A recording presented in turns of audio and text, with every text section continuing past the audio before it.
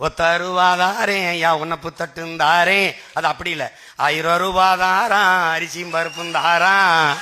அத்தை அத்தை ஒண்ணு என் அத்தை மகளை வாடி நம்ம ஓட்டு போட்டு வருவோம். அவரு இவ 1000 ரூபாயும் வேணாம், அரிசி பருப்பும் வேணாம், ஓட்ட விவசாயிக்கு போட்டா இது எல்லாம் வருந்தானா.